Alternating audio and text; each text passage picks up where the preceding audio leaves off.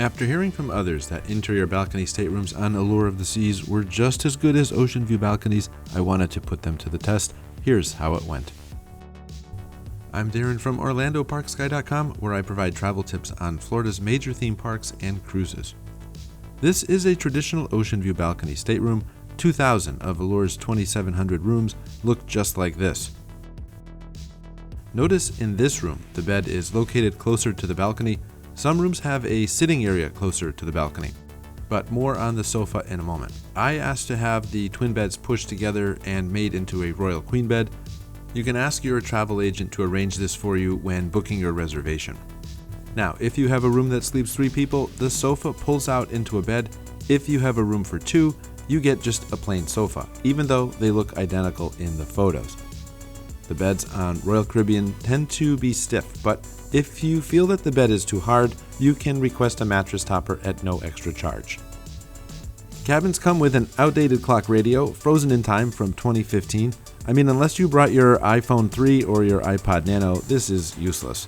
Allure lacks USB ports, so you should consider bringing a USB hub if you have multiple devices to charge. And good luck finding an outlet. The only one I could find was behind the bed. Both the Central Park balcony and Ocean View balcony rooms are about 180 square feet with a 50 square foot balcony.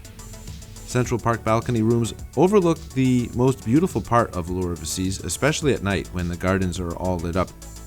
Some people have told me that there is noise coming from the pool deck, but that was not the case on my cruise. But our room was far below from the top deck. I really liked the Central Park balcony more than I thought I would. While you can't see the ocean, you do get fresh air and scenic views of the gardens. It's comparable to staying in a nice hotel room with a view of a park or garden.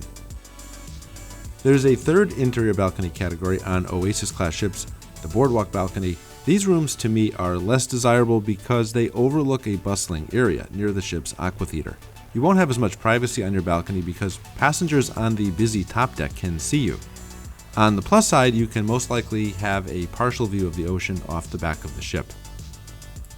I have more videos on Allure of the Seas, such as Allure of the Seas with Kids, where I show you the best ways kids can have fun on board. That link is coming up right now, and I'll see you over there.